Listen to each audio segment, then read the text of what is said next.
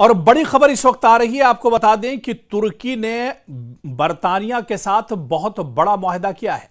जी हां, इस वक्त जो खबर आ रही है, जो खबर हम देख पा रहे हैं कि तुर्की ने यूरो फाइटर टाइफोन मुआहदा किया है और खित्ते में यह दरअसल ताकत का एक नया तवाजुन होगा। आपको बताते चलें कि तुर्की ने बरतानिया से 8 अरब पाउंड मालियत के 20 यूरो फाइटर टाइफोन जंगी तैयारे खरीदने का मुआहदा किया है। यह मुआहदा दरअसल बहुत बड़ा मुआहदा है। पूरी दुनिया की निगाहें इस डील पर टिकी हुई हैं क्योंकि इस डील में तुर्की शामिल है और तुर्की ने बरतानिया के साथ यह बड़ा मुआहदा किया है। ऐसे में और दरअसल इस मुआहदे की जो टाइमिंग है, आप देखिए, मशरिक़ वुस्ता में लगातार कशीदगी बनी हुई है। इसके अलावा रशिया और यूक्रेन की जंग चल रही है और तुर्की के बारे में खासतौर से बताएं क्योंकि तुर्की नेटो का हिस्सा है। इस वजह से भी पूरी दुनिया की निगाहें इस पर टिकी हुई हैं और अमेरिका भी कहीं ना कहीं रजब तैयब एर्दोगान और तुर्की की बहुत पासदारी करता है। और ऐसे में ब्रिटेन के साथ रजब तैयब एर्दोगान का और तुर्की का इतना बड़ा या इतनी बड़ी जो डील हुई है, 8 अरब पाउंड मालियत के 20 यूरो फाइटर टाइफून जंगी तैयारे खरीदने का ये मुआहदा है, ये डील है जो एक तरह से तय पा गई है। यानी मौजूदा में आप देखिए कि दुनिया में जो एक कशीदगी लगातार बढ़ती जा रही है, चाहे हालिया दिनों मशरिक़ वुस्ता की बात करें, खासतौर से मशरिक़ वुस्ता में ईरान और इजराइल के दरमियान जो कशीदगी बढ़ी थी, गज़ा में जिस तरह से कशीदगी थी और कशीदगी अभी भी एक तरह से बरकरार है। इसके अलावा यूक्रेन और रूस की जंग आप देख लीजिए, या फिर हालिया दिनों जिस तरह से खुद तुर्की ने इजराइल को लेकर नाराजगी जाहिर की थी और बल्कि जो बड़ी मीटिंग्स हुई और जो बड़े समिट्स हुए उसमें तुर्की ने कई बार सिर्फ ये कहकर शिरकत नहीं की कि अगर इजराइल का कोई फर्द या इजराइल की लीडरशिप उस समिट में शामिल होती है तो एर्दोगान उसमें शामिल नहीं होंगे। तो कहीं ना कहीं मिस्र में हालिया दिनों जिस तरह से एक बड़ी समिट हुई थी मशरिक़ वुस्ता को लेकर और फिलिस्तीन को लेकर, गज़ा में जो जंग चल रही थी उस डील को लेकर जो बड़ी बैठक मिस्र में हुई थी, वहां पर एर्दोगान तब तक नहीं पहुंचे थे जब तक ये माना जा रहा था कि इस बैठक में दरअसल इजराइल के वज़ीर आज़म बिन्यामिन नेतन्याहू भी आएंगे। लेकिन जब यह साफ हो गया कि बिन्यामिन नेतन्याहू नहीं आ रहे हैं, उसके बाद ही रजब तैयब एर्दोगान उस बैठक में पहुंचे थे। तो कशीदगी चारों तरफ एक तरह से बढ़ती जा रही है। हालिया दिनों आप देख लीजिए, ईरान के वजीर खारजा ने रूस और चीन का दौरा किया है, पुतिन से और शी जिनपिंग से उन्होंने मुलाकात की है। इसे एक और तरह की गिरोहबंदी के तौर पर दुनिया के नक्शे पर देखा जा रहा है। यानी अगर कशीदगी मशरिक़ वुस्ता में बढ़ती है, इजराइल का प्रेशर अगर ईरान पर बढ़ता है, अमेरिका अगर ईरान पर दबाव बनाता है, तो ईरान को लेकर अब ईरान के साथ भी रूस और चीन एक तरह से खड़े हैं।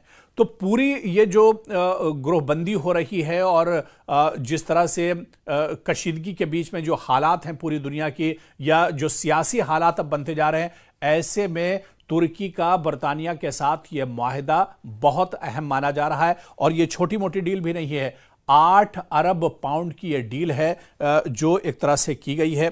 दरअसल आप देखिए कि इस मुआहदे को एक तारीखी लम्हा करार दिया जा रहा है क्योंकि ये नेटो के मुश्तरका सिक्योरिटी के लिए भी काफी अहम माना जा रहा है। दरअसल रजब तैयब एर्दोगान ने इशारा दिया है कि मुस्तकबिल में दिफाई सनद के मुश्तरका मंसूबे भी शुरू किए जा सकते हैं और ये डील दोनों मुलाकात के ममालिक के दरमियान एक नई स्ट्रेटेजिक ताउन की बुनियाद भी एक तरह से बनती दिखाई दे रही है। तो अब इस डील के बाद आप देखिए कि तुर्की और ज्यादा ताकतवर हो जाएगा। इस्लामी ममालिक में मौजूदा में अगर देखा जाए, पाकिस्तान की बात कर लें, न्यूक्लियर ताकत है, या इसके अलावा से तुर्की की बात कर लें, तुर्की काफ़ी ज़्यादा ताकतवर मुल्क माना जाता है और इसी वजह से माहिरीन मानते हैं कि आने वाले दिनों में इस डील के बाद, इस मुआहदे के बाद तुर्की और ज़्यादा ताकतवर हो जाएगा। ख़ासतौर पर असलहे और हथियार के तौर पर, जंगी या लेटेस्ट जो असलहा है उसके तौर पर तुर्की एक तरह से और ज़्यादा मजबूत हो जाएगा। तुर्की दरअसल अपने आप को इस वजह से भी मजबूत करना चाहता है क्योंकि मशरिक़ वुस्ता में जब हालात कशीदा होते हैं या इस्लामी ममालिक में अगर हालात ख़राब होते हैं और तो जो सबसे बड़ी जिम्मेदारी बनती है वो दरअसल तुर्की की बनती है। और तुर्की हमेशा से, अब चाहे फ़िलिस्तीन का मामला रहा हो, चाहे गज़ा का मामला हो, चाहे ईरान की जंग हो, चाहे इससे पहले शाम और मिस्र में जिस तरह से इजराइल ने अटैक किया था, वहाँ पर जहाँ पर भी सालसी की ज़रूरत होती है या जंग जैसे जो हालात और जो कशीदगी होती है उसे कम करने की अगर जरूरत होती है तो फिर वहां पर सीधे सीधे तुर्की की एंट्री होती है। रजब तैयब एर्दोगान इससे पहले भी कई मुल्कों के दरमियान और ख़ासतौर से जो अरब ममालिक हैं उनके दरमियान अगर कोई कशीदगी होती है तो रजब तैयब एर्दोगान कहीं ना कहीं चौधरी बनकर सामने आते हैं और वहां पर कशीदगी कम कराते हैं। और अब जब असलहे के एतबार से और बरतानिया के साथ इस डील के बाद तुर्की और ज़्यादा मजबूत हो जाएगा, ऐसे में दुनिया के दूसरे ममालिक के बीच में या दुनिया के जो बड़ी ताकतें हैं उसमें तुर्की को लेकर एक तरह से अहमियत और ज़्यादा आने वाले दिनों में बढ़ जाएगी। तो ऐसे में इस डील के कई दरअसल माने निकाले जा रहे हैं, क्योंकि तुर्की नेटो का भी मेंबर है और नेटो ममालिक में भी तुर्की की अहमियत इस डील के बाद कहीं ना कहीं और ज़्यादा एक तरह से बढ़ जाएगी।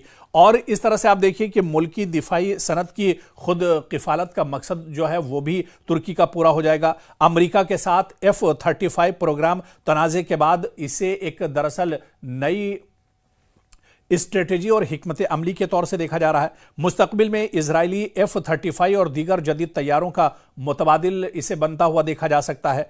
टाइफून आरजी मगर ज़रूरी खलापुर करेगा, जबकि KAAN मुस्तकबिल का स्ट्रेटेजिक असासा भी ये दरअसल हो सकता है तुर्की के लिए। तो कहीं ना कहीं नेटो में तुर्की की स्ट्रेटेजिक अहमियत की वापसी एक तरह से होगी। खित्ते में ताकत के तवाजुन में मुमकिन तब्दीली देखने को मिल सकती है। दिफाई सनत में तुर्क और बरतानवी इश्तराक का एक नया दौर जो है वो शुरू हो सकता है और तुर्की की वसी कौमी दिफाई हिकमत अमली का इसे एक बहुत बड़ा हिस्सा माना जा रहा है। यानी तुर्की का कद इस डील के बाद और ज्यादा बढ़ जाएगा। इस्लामी ममालिक में तुर्की का जो कद है वो तो है ही है, लेकिन दुनिया के जो सुपर पावर ममालिक हैं उनमें भी आने वाले दिनों में तुर्की का कद और ज्यादा बढ़ने वाला है। और मशरिक़ वस्ता में जिस तरह से कशीदगी और तनाव हमेशा से बरकरार रहता है, इस तनाव को देखते हुए भी तुर्की के इस कदम को काफी अहम माना जा रहा है। और बड़ी खबर इस वक्त आ रही है, आपको बता दें कि तुर्की ने बरतानिया के साथ बहुत बड़ा मुआहदा किया है। जी हां, इस वक्त जो खबर आ रही है, जो खबर हम देख पा रहे हैं कि तुर्की ने यूरो फाइटर टाइफोन मुआहदा किया है और खित्ते में यह दरअसल ताकत का एक नया तवाजुन होगा। आपको बताते चलें कि तुर्की ने बरतानिया से 8 अरब पाउंड मालियत के 20 यूरो फाइटर टाइफोन जंगी तैयारे खरीदने का मुआहदा किया है। यह मुआहदा दरअसल बहुत बड़ा मुआहदा है। पूरी दुनिया की निगाहें इस डील पर टिकी हुई हैं, क्योंकि इस डील में तुर्की शामिल है और तुर्की ने बरतानिया के साथ यह बड़ा मुआहदा किया है। ऐसे में और दरअसल इस मुआहदे की जो टाइमिंग है, आप देखिए, मशरिक़ वस्ता में लगातार कशीदगी बनी हुई है। इसके अलावा रशिया और यूक्रेन की जंग चल रही है। और तुर्की के बारे में खासतौर से बताएं, क्योंकि तुर्की नेटो का हिस्सा है, इस वजह से भी पूरी दुनिया की निगाहें इस पर टिकी हुई हैं। और अमेरिका भी कहीं ना कहीं रजब तैयब एर्दोगान और तुर्की की बहुत पासदारी करता है। और ऐसे में ब्रिटेन के साथ और रजब तैयब एर्दोगान का और तुर्की का इतना बड़ा या इतनी बड़ी जो डील हुई है, 8 अरब पाउंड मालियत के 20 यूरो फाइटर टाइफून जंगी तैयारे खरीदने का ये मुआहदा है, ये डील है जो एक तरह से तय पा गई है। यानी मौजूदा में आप देखिए कि दुनिया में जो एक कशीदगी लगातार बढ़ती जा रही है, चाहे हालिया दिनों मशरिक़ वस्ता की बात करें, ख़ासतौर से मशरिक़ वस्ता में ईरान और इजराइल के दरमियान जो कशीदगी बढ़ी थी, गज़ा में जिस तरह से कशीदगी थी और कशीदगी अभी भी एक तरह से बरकरार है। इसके अलावा यूक्रेन और रूस की जंग आप देख लीजिए, या फिर हालिया दिनों जिस तरह से खुद तुर्की ने इजराइल को लेकर नाराजगी जाहिर की थी और बल्कि जो बड़ी मीटिंग्स हुई और जो बड़े समिट्स हुए उसमें तुर्की ने कई बार सिर्फ ये कहकर शिरकत नहीं की कि अगर इजराइल का कोई फर्द या इजराइल की लीडरशिप उस समिट में शामिल होती है तो एर्दोगान उसमें शामिल नहीं होंगे। तो कहीं ना कहीं मिस्र में हालिया दिनों जिस तरह से एक बड़ी समिट हुई थी मशरिक़ वुस्ता को लेकर और फ़िलिस्तीन को लेकर, गज़ा में जो जंग चल रही थी उस डील को लेकर जो बड़ी बैठक मिस्र में हुई थी, वहां पर उर्दगान तब तक नहीं पहुंचे थे जब तक ये माना जा रहा था कि इस बैठक में दरअसल इजराइल के वज़ीर आज़म बिन्यामिन नेतन्याहू भी आएंगे। लेकिन जब यह साफ हो गया कि बिन्यामिन नेतन्याहू नहीं आ रहे हैं, उसके बाद ही रजब तैयब उर्दगान उस बैठक में पहुंचे थे। तो कशीदगी चारों तरफ एक तरह से बढ़ती जा रही है। हालिया दिनों आप देख लीजिए, ईरान के वजीर खारजा ने रूस और चीन का दौरा किया है, पुतिन से और शी जिनपिंग से उन्होंने मुलाकात की है। इसे एक और तरह की गिरोहबंदी के तौर पर दुनिया के नक्शे पर देखा जा रहा है। यानी अगर कशीदगी मशरिक़ वुस्ता में बढ़ती है, इजराइल का प्रेशर अगर ईरान पर बढ़ता है, अमेरिका अगर ईरान पर दबाव बनाता है, तो ईरान को लेकर अब ईरान के साथ भी रूस और चीन एक तरह से खड़े हैं। तो पूरी ये जो ग्रोहबंदी हो रही है और जिस तरह से कशीदगी के बीच में जो हालात हैं पूरी दुनिया की, या जो सियासी हालात अब बनते जा रहे हैं, ऐसे में तुर्की का बरतानिया के साथ ये मुआहिदा बहुत अहम माना जा रहा है। और ये छोटी मोटी डील भी नहीं है, 8 अरब पाउंड की ये डील है जो एक तरह से की गई है। दरअसल आप देखिए कि इस मुआहिदे को एक तारीखी लम्हा करार दिया जा रहा है, क्योंकि ये नेटो के मुश्तरका सिक्योरिटी के लिए भी काफी अहम माना जा रहा है। दरअसल रजब तैयब उर्दगान ने इशारा दिया है कि मुस्तकबिल में दिफाई सनत के मुश्तरका मंसूबे भी शुरू किए जा सकते हैं, और ये डील दोनों मुलाकात के ममालिक के दरमियान एक नई स्ट्रेटेजिक ताउन की बुनियाद भी एक तरह से बनती दिखाई दे रही है। तो अब इस डील के बाद आप देखिए कि तुर्की और ज्यादा ताकतवर हो जाएगा। इस्लामी ममालिक में मौजूदा में अगर देखा जाए, पाकिस्तान की बात कर लें, न्यूक्लियर ताकत है, या इसके अलावा से तुर्की की बात कर लें, तुर्की काफ़ी ज़्यादा ताकतवर मुल्क माना जाता है। और इसी वजह से माहिरीन मानते हैं कि आने वाले दिनों में इस डील के बाद, इस मुआहिदे के बाद तुर्की और ज़्यादा ताकतवर हो जाएगा, ख़ासतौर पर असलहे और हथियार के तौर पर, जंगी या लेटेस्ट जो असलहा है उसके तौर पर तुर्की एक तरह से और ज़्यादा मजबूत हो जाएगा।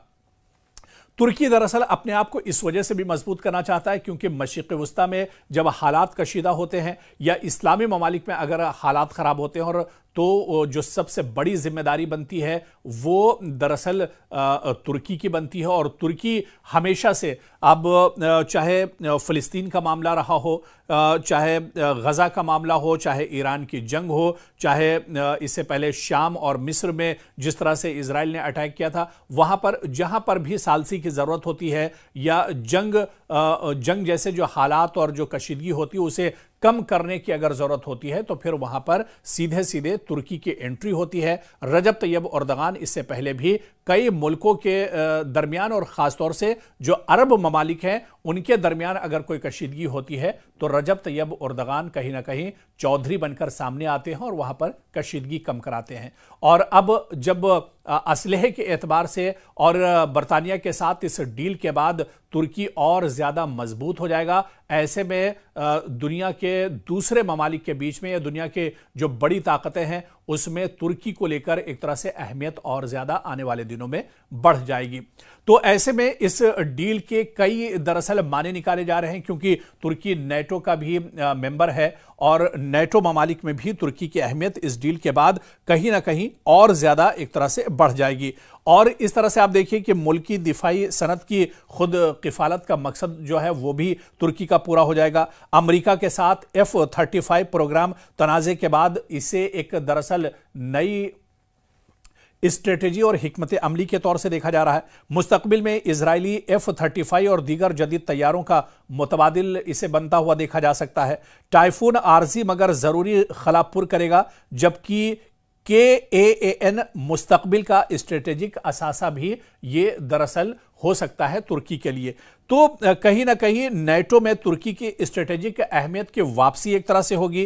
खित्ते में ताकत के तवाजुन में मुमकिना तब्दीली देखने को मिल सकती है। दिफाई सनत में तुर्क और बरतानवी इश्तराक का एक नया दौर जो है वो शुरू हो सकता है, और तुर्की की वसी कौमी दिफाई हिकमत अमली का इसे एक बहुत बड़ा हिस्सा माना जा रहा है। यानी तुर्की का कद इस डील के बाद और ज्यादा बढ़ जाएगा। इस्लामी ममालिक में तुर्की का जो कद है वो तो है ही है, लेकिन दुनिया के जो सुपर पावर ममालिक हैं उनमें भी आने वाले दिनों में तुर्की का कद और ज्यादा बढ़ने वाला है। और मशरिक़ वुस्ता में जिस तरह से कशीदगी और तनाव हमेशा से बरकरार रहता है, इस तनाव को देखते हुए भी तुर्की के इस कदम को काफी अहम माना जा रहा है।